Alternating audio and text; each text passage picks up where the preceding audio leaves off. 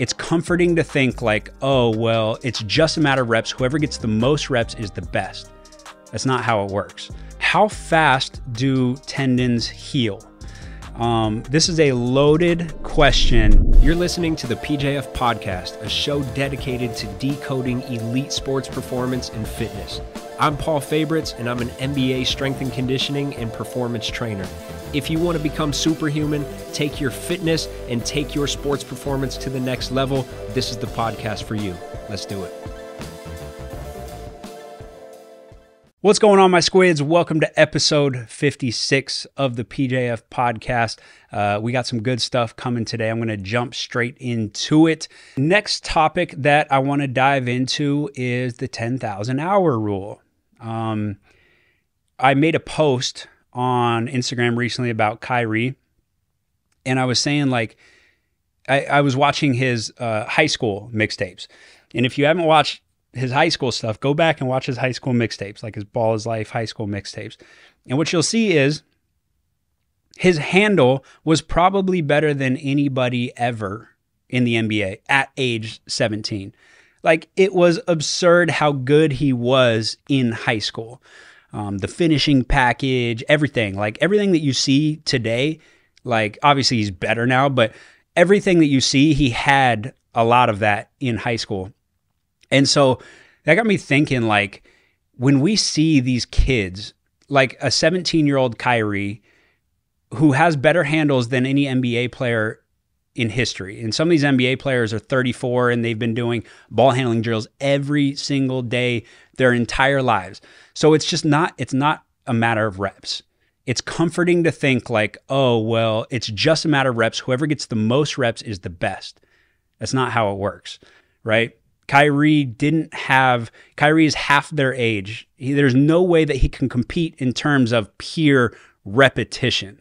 There's other factors involved. There is such thing as the natural. The natural is not necessarily genetics, but the natural is often early childhood programming, ages 0 to 7. Your main program is developed, and then the rest of your life, you're just running that program. And that program can be changed, especially with professional help later on. But a lot of developing a motor genius, like these true geniuses who can just pick up things really, really quick and can master any skill. These motor geniuses, a lot of times it comes from these early childhood experiences.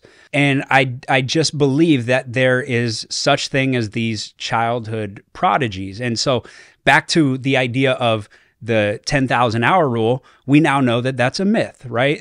The idea was, I think it was Malcolm Gladwell in one of his books started talking about, certain violinists, they played 10,000 hours before age 20, and that's what predicted their success. But then the research studies that he was citing, I believe is by Erickson came back and said, oh, well, that's actually a misinterpretation of my research. That's not the truth. Some people didn't get those 10,000 hours, and they still were better than the people who had the 10,000 hours. And so there's all these different factors, but there is such thing as the childhood prodigy or the natural, where they might have 3,000 hours of practice and somebody else might have 20,000, and the person with 3,000 might be better. And there's a lot of factors, but one of them that Erickson talks about is deliberate practice. So it's not just the amount of hours, right? You could sit there doing certain drills for hours, and Kyrie might have just been doing more deliberate practice. And actually, let's read the definition of deliberate practice. Deliberate practice basically means practicing in order to get better, doing activities recommended by experts to develop specific abilities, identifying weaknesses and working to correct them, and intentionally pushing yourself out of your comfort zone. So let's look at that last part. Intentionally pushing yourself out of your comfort zone. I think a lot of the 34-year-old dudes who've been dribbling every day, who had way more reps than Kyrie, might have been still doing the same routine, still doing the same drills that is in their comfort zone, while Kyrie might have been intentionally pushing himself out of his comfort zone every single day. And so, yes, you only have a quarter of the reps that these other guys have, but you're way better because you're doing actual real deliberate practice. And when Kyrie was at our house this summer, he was just finishing up his training session. He was getting ready to leave, and my nephew had come outside, and my nephew Elijah was like, Uncle P, can I ask him something? Like, I got a question. And I'm like, yeah, like Kyrie is the chillest dude, like the chillest dude, loves a good conversation, very deep thinker, nice guy, like wants to respect everybody in the room, like one of the best dudes I've ever met at that level, like that talented, just one of the most down to earth guys. So I'm like, yes, like go ask him whatever you want. And he goes up to him and he goes, Kyrie, like, how do you get your left hand so good? Like your left hand is just as good as your right hand. And Kyrie like thought about it, like put down his stuff, and he was like he was going to give him a real answer. He wasn't going to just like brush him off with a quick answer. He was going to go in depth, I could tell. And he started going in on all these different things that he does. And one of the things he goes, you see me making all these left-hand layups in games, but what you don't see is all the air balls that I shoot in practice. He's like, every single day I'm airballing left-hand layups, left-hand floaters, because that's how far out of my comfort zone I push myself in training. So he's not just working on the layups that he knows he can do. As soon as he starts to make them, he makes it more difficult, and he tries different angles and different spins. And so he's like, yeah, like you should be out on the court by yourself, one-on-one training, airballing, because that's how far out of your comfort zone you should be. And so that is the definition of deliberate practice. And so, you know, you could take a kid, you know, like by the time he was 15 years old, if he's using these principles, then he's going to be so much further than somebody who's twice his age, but just in their comfort zone, just doing the mic and drill over and over again, and still just doing their V dribbles and their stationary crossovers. Like a lot of people, even at the NBA level, still they're in this routine. They have this workout routine that initially probably helped them in high school, because in high school it was like out of their comfort zone. But then by the time they got to college, it was just so easy, and they just wrote it out, and it was good for maintaining the skills that they have, but it never took them to another level. And let's look at these other aspects of what deliberate practice is. Doing activities recommended by experts to develop specific abilities. So guidance, you know, let's summarize that by guidance. His dad was a pro player, so he also had the guidance. You guys have guidance. You guys have me. You guys have other NBA trainers. We're giving out free advice. Like today's generation has guidance. My generation didn't have as much guidance. Like there was no trainer in my city. So we were just guessing, right? You guys have a lot of guidance. So really it's just, are you willing to take that guidance? Are you willing to take the advice and actually put in the work? Kyrie was probably fortunate to have his dad and then his uncle, or his godfather, I think it was, Rod Strickland. And that's another key component to being the childhood prodigy, is having good influences. So like the good musician, the good violinist had a good ear.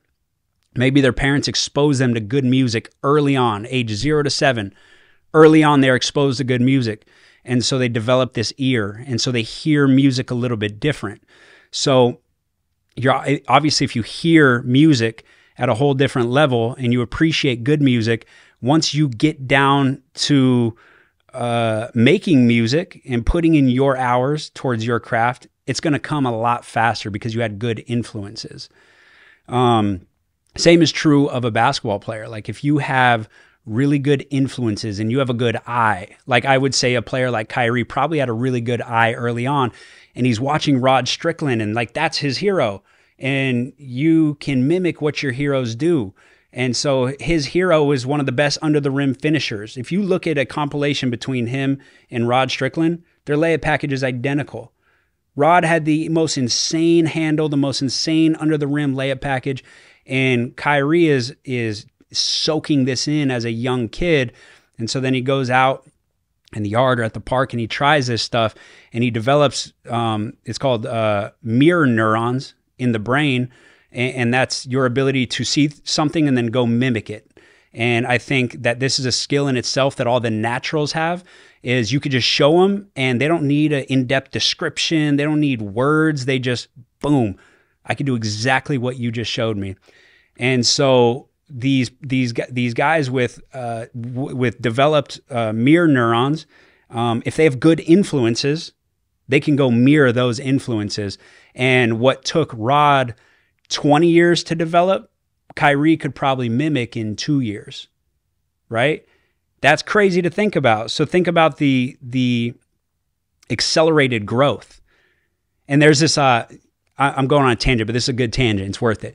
I forgot what book it was, but the guy who remembered the most, I think it was the most numbers in a row.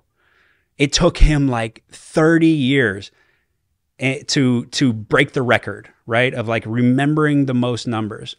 And he came up with a certain trick where instead of just remembering the numbers, he visualized a tree, and every branch on that tree had a certain set of numbers. So let's say it had like 12 numbers. So he chunked them together on this branch. He remembered those 12 numbers. And then he visually went up the tree, and then another branch came out and he remembered another 12 numbers. And then another branch came out and he remembered another 12 numbers. So now when he's going to recall all these numbers, it's not just a bunch of random numbers. He has a visual image of this tree. And so all he's got to do is go into his mind and look at that tree, and then he can go, okay, here's these 12, here's these 12, here's these 12, and it just keeps going. And so it took him decades to finally break the record, but in that process, he came up with this, this strategy. And so then there was somebody who wanted to learn this strategy from him. This guy came to the world record holder and said, teach me your ways. And he taught him the tree strategy, and the guy mastered it in like 2 years and then broke his record. So what took one guy 30 years to master, it took his student 2 years to master. And he was then, the 2 years worth of work, he was now the world record holder. And so it goes back to my point. It's not just about reps. It's about deliberate reps. It's about strategy. This guy learned a strategy that helped accelerate and saved him 28 years. It saved him 28 years by learning how to do it smarter instead of just doubling down and going harder. And so somebody like Kyrie, instead of putting in the same 20 years worth of work that Rod needed to develop that layup package, it might have taken him a couple years of studying and then going out and practicing. And so that's how it works. When you have a good eye, you really accelerate your development. And especially when you have those mirror neurons developed and you can actually mimic somebody. Now, motor morons, and that's kind of a disrespectful term. I don't love using it, but that's technically, that's what it's called. They don't have those mirror neurons usually.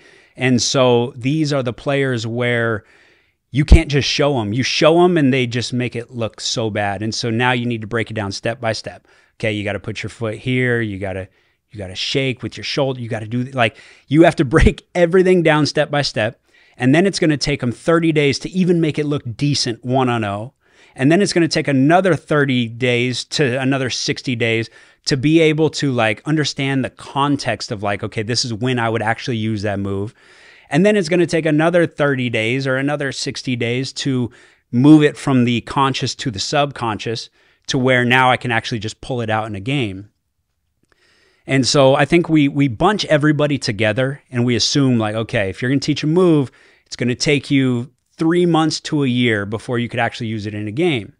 Well, that is for the motor moron, or for the person who just doesn't have those mirror neurons and somebody who's just not a good mover. Whereas there's other kids who can literally, without even hearing anything, they can look at the move. I'll just show a demo, and then they do it exactly how I did it. And then they practice it for a couple days, and by the next week, they could already go throw it in a pickup game. They're already using it in a one-on-one game. They already understand the context. Oh, that movement is perfect for like this certain context. I could use it in this certain situation. So we are not all the same. We are not all the same. We are not all going to take the same amount of time to learn.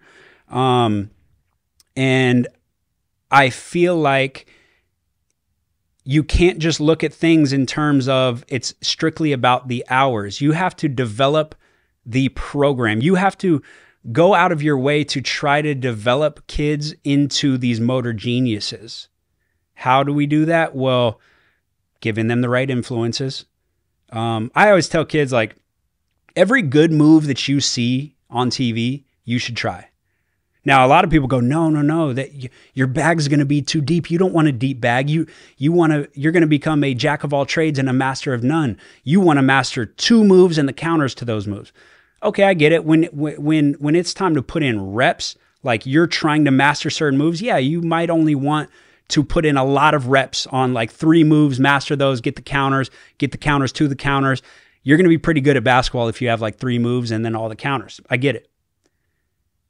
But that doesn't make you a better mover. That doesn't build better mirror neurons. That doesn't make you into this childhood prodigy that could then learn anything at the snap of a finger. If every time I see a good move, I stand up in my living room and I just go through it, and then the next time I'm out on a court, not in a game, but just in practice, I just go through it, I just feel it out, couple reps, you're introducing that movement into your nervous system. Maybe it ends up later on becoming a go-to move, maybe not. But if I introduce 100 different moves, there's a lot of different movements, there's a lot of different rhythms, there's a lot of different footworks. I'm making myself a better overall mover. I'm developing my mirror neurons. And then, so like the example is, as a kid, I used to go out and do the Kobe shimmy, which is Jordan shimmy, but Kobe had the mirror neurons to master the heck out of it and probably made that shimmy even better. So he hopped the feet and he landed and he did the shimmy and he faded. I got really, really good at that. The problem was I was always undersized. So even when I would get my defender leaning, I would go to fade and they would still get a contest. So when I started playing with like long athletic player, like Division I players, like they would still get a contest or still block my shot when I did that shimmy. So there was a time when I was like, dang, I wasted my time working on this specific move. It doesn't fit my game. But then I saw players like Kyrie go through, spin, drop it, hit that same shimmy, but keep the dribble alive. So then you get that initial separation, and then you have another dribble to separate and then go into your shot, right? He did that move on Steph. This is the same rhythm. This is very similar footwork. This is a very similar pattern. And so when I saw him do that, I went and I tried it and it felt natural. It was easy. Like I already had it mastered. Then I could go play one-on-one, whatever. I could do it automatically in a game because I had the foundation. I had the building blocks. I had the timing. I had the rhythm. I had all these things from mastering that Kobe move. So this is a slight variation of that Kobe shimmy. And so this is what happens when you introduce yourself to a lot of these different moves. There's not really that many different moves. It's just a bunch of variations of other moves. Like you might have, I don't know, let's say there's like 15 to 20 like main basketball moves, and then everything is a spin-off of those variations. So if you become very familiar with those 20 moves, then mastering all these different variations becomes very, very easy. So if every time you see a move on TV, you just go feel it out. I'm not saying spend hours on it. You just feel it out. You're introducing it to your body. And then you see another variation of it, and now you have a reference point in the brain. You've already introduced it to your nervous system. And so you become a better mover.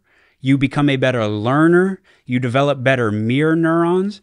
And so I think when we're talking about building a better program, it's like early on as kids, we want to introduce ourselves to a lot of different movements and just become better movers. And then when we go into the specifics later on, like everything gets much easier. Okay, moving into the next topic. This is a question I get quite a lot. How fast do tendons heal? This is a loaded question. And first of all, I want to say that there is no answer. You'll see a lot of experts be like, oh, it takes 72 hours for the tendons to heal. And it's like, wait, didn't we go down this same path with muscles 15 years ago? Right? 15 years ago, when I was in college, actually, I think we are still learning muscles take 48 to 72 hours to heal. So if you train on Monday, if you train your chest on Monday, you can't go back to train your chest until Thursday. And then you start looking closer at the studies and you're like, oh, well, it's done on untrained athletes who have never worked their chest. So this is a 8 or 12 week study where they've never worked their chest before. And now you went and just obliterated their chest muscles. And yes, now it's going to take 72 hours for them to recover. Or it's in trained athletes, but they use a bodybuilding protocol. So they'll do like 9 sets for the chest. They'll do 3 sets of bench press. They'll do 3 sets of an incline dumbbell press, and then 3 sets of a cable fly. Like, yeah, you just killed your chest muscles. So of course, the dose is so high, it's going to take 72 hours before you can train your chest again. And that's what sent everybody down that path of you got to do bodybuilding splits, because we thought that the muscle needed 72 hours. And then some smart researchers started going, wait a minute, maybe that's a ridiculous rule. Maybe you could just train every other day and train full body, which makes it lower dose per muscle group. So now instead of 9 sets for your chest, I could just do 3 sets on Monday. And then I'm not going to break down as much muscle. I'm not going to be as sore. And then I can come back on Wednesday and do another 3 sets. And then I can come back on Friday and do another 3 sets. And what they found was muscle protein synthesis was actually elevated throughout the week even more, because every 48 hours you're giving yourself that stimulus. And so for a lot of people, that actually works way better, is just 3 full body days. I'm not saying for bodybuilders, that's a little bit different, but for the average person, the 3 full body days is going to build stronger, build more muscle. And so then other researchers are like, wait a minute, if you could train 3 days, what if you just trained every day? And instead of 3 sets, you did 1 set, or you did 2 sets. If the volume is low enough, you can train every single day. So the point I'm trying to make is what we found with muscles is it's all dose dependent.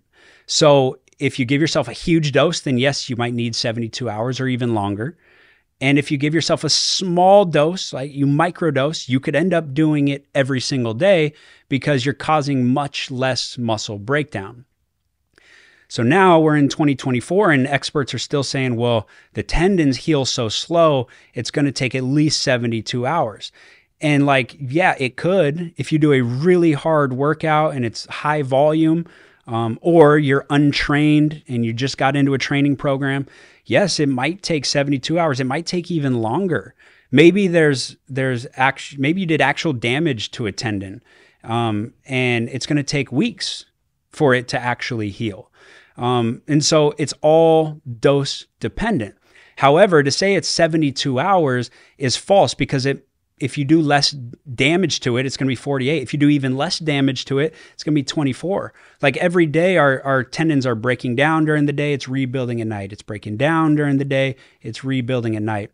And so if I don't do a lot of damage to that tendon, I might be good to go again the next day. And let's just think about this logically. Like our ancestors survived for millions of years without having to rest their tendons for 72 hours. Like imagine our ancestors going out on this long, grueling hunt with like extremely long, like miles of walking, sprinting, jumping, climbing trees, throwing spears, dragging back an animal all the way back to their camp. Like extremely grueling day on the body. Imagine if they're like, okay, guys, well, I'm out for the next 72 hours. But yeah, come get me on Thursday, right? Today's Monday. We're well fed. Come get me on Thursday, right? The tribe's not eating again until Thursday. No, like you would need to go back out the next day. We humans would literally not survive. We wouldn't be here right now if tendons actually needed 72 hours to heal. Because they would overtrain themselves with that long hunt, and then the next day they wouldn't be able to go hunt again. Humans would not survive if we could only work Mondays and Thursdays. Like if we could only exert ourselves physically Mondays and Thursdays, otherwise our tendons just tear, humans would not be here right now. So, our ancestors knew that without any studies. They knew that, well, hey, I can actually, if I'm well trained and I'm active, right, and I don't go through these long periods of being sedentary, I can go out and be active every day. Now, intense training is a little bit different. We're doing unnatural stuff to our body, like, playing basketball is not a natural thing. Dunking is not a natural thing. Even weightlifting, to a certain extent. Yeah, I mean, a little bit. We are expected to drag animals and to pick up stuff and put heavy things on our shoulders and pick up stones. And so, yeah, like lifting weights is somewhat natural, but doing it to the extent that we do it for performance and for building muscle, like that is not a natural thing.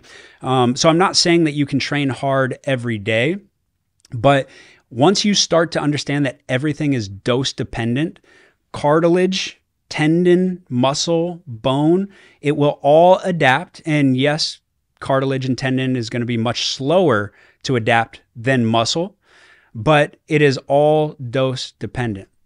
So once you understand that, you start to realize like, you have a lot of options. People make it out to be like, oh, a 2-day split or a 3-day split is the only way to do it. Well, you could do a 5-day split. You could do a 6-day split. It's just you have to do much less in each session. That doesn't work very well for me these days because I'm in my mid-30s, so it takes a long time to warm up. So like if I'm doing jumping, instead of jumping every day and just doing a little bit, for me, it takes quite a long ramp up and warm up for me to hit a real 100% jump.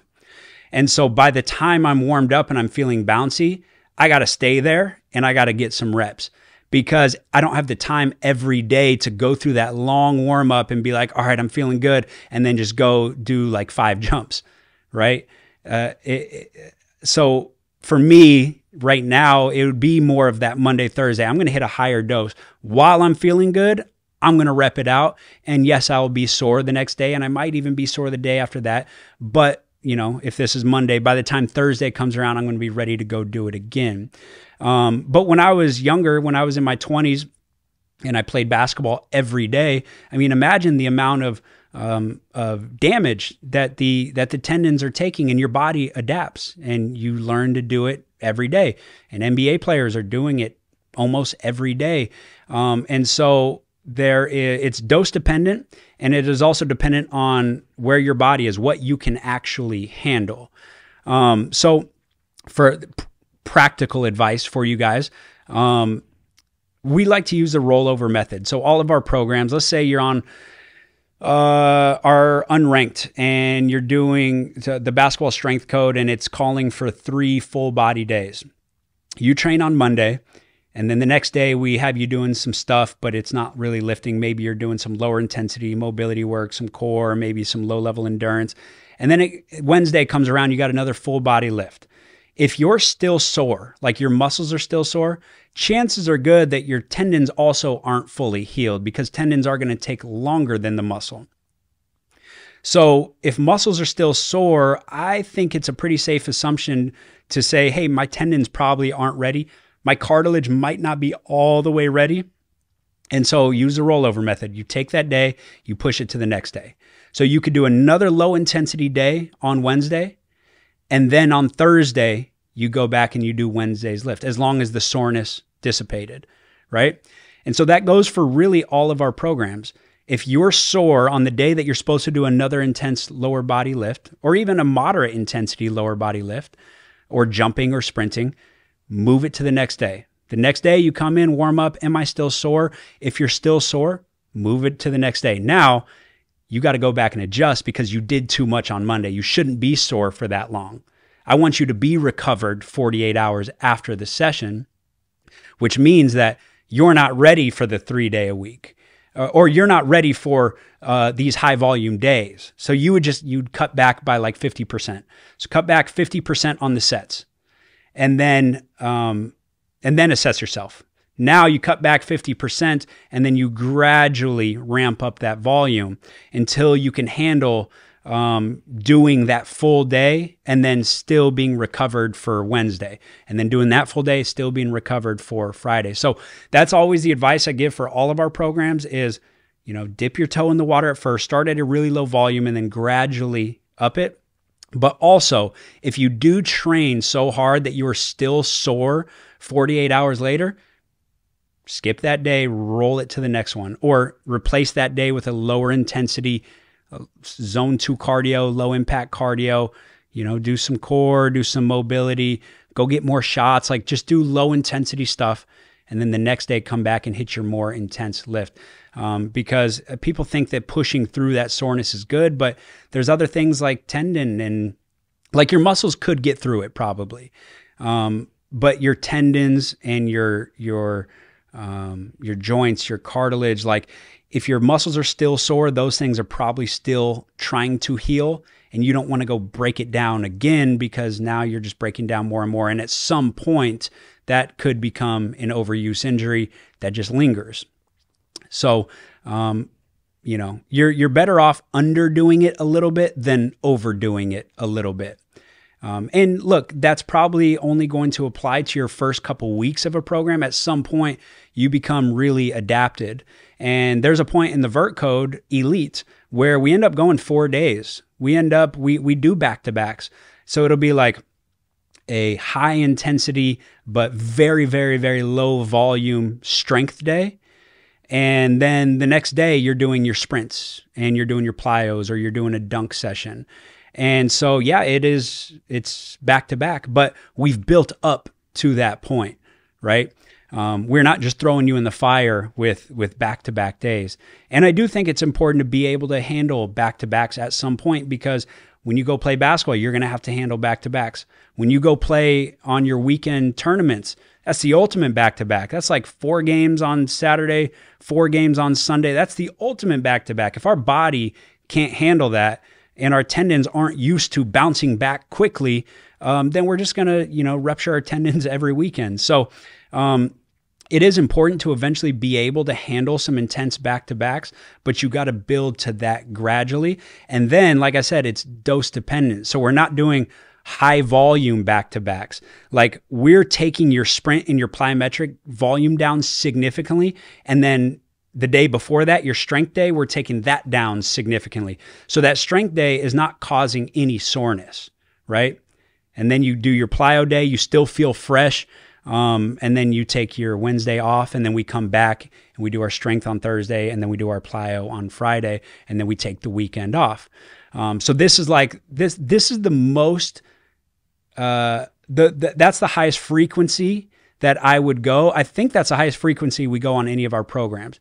Now, most of our programs, we do train 6 days a week, but it's like a Monday, Wednesday, Friday where you're doing lower body stuff, and then a Tuesday, Thursday, Saturday where you're doing like lower intensity cardio and core and mobility and like stuff that just doesn't interfere with any of the intense stuff. All right, next question is, how do we progress on velocity-based training?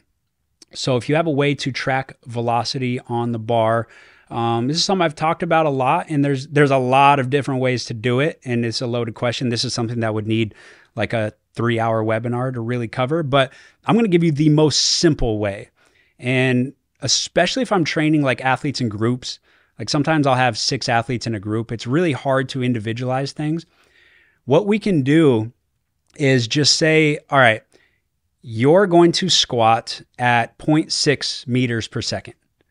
So let's find that weight that allows you to go max intent, try to lift it as fast as you can, and you can only get it at 0.6.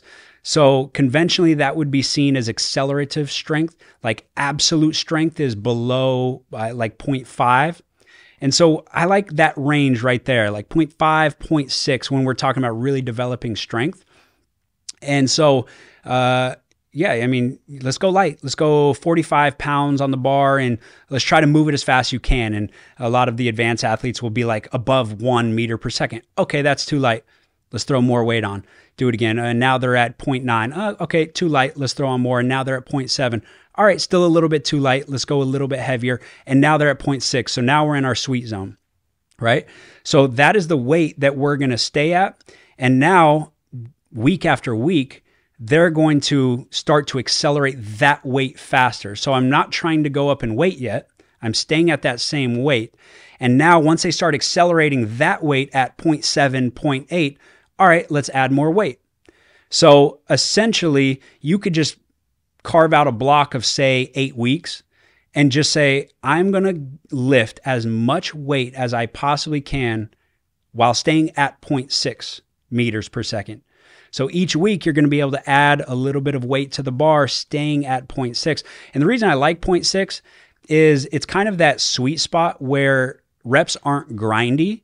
If we get down like super heavy, it starts getting 0.3, 0.2, 0.1. Like this is where you start getting stuck at the bottom of a squat. Things get grindy, and this is where the compensations start coming. Torso leans forward, a hip shifts, you start taking over with your stronger leg. This is where it turns into more like powerlifting. And I think this is where a lot of compensation patterns are developed. This is where more of the injuries, more of the people throwing out their back. You hear these stories over and over again. People come into me like, yeah, I mean, I did this strength program with my college and I got slower and my back hurts. And like you get all these injuries. And a lot of it, I mean, there could be many, many factors, but a lot of it is you're maxing out and you're doing these grindy reps. But at 0.6, you're still moving that bar pretty fast. It's not grindy. It's not slow. You're not getting stuck in the hole. Now you could say, well, why not just go faster? Like go 1 meter per second. Well, once you get up to like 0.9 or 1, that bar is so light that you could actually jump with it.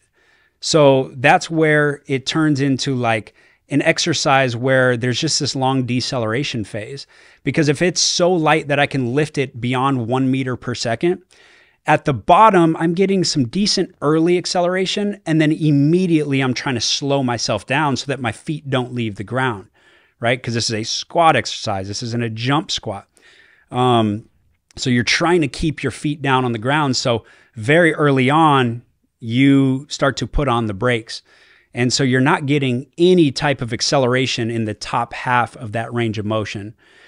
So like if we're moving that fast, I would rather just give them a trap bar and just say, okay, just jump with it. Like let your feet actually leave the ground, because then you're getting a true max intent, not only at the bottom, like not only at the reversal point, but also at the top half of the range. You're continuing to accelerate through that top half. So in terms of like squats, like I like a 0.8. That's kind of like the faster range that we would go towards. But like when we're trying to develop strength, 0.6, 0.5 is like a really good zone where you're still moving it fast enough to where it's not grindy and there's not a ton of compensations. But it is heavy enough to where you can get a full max intent throughout the full range without leaving the ground, without actually jumping.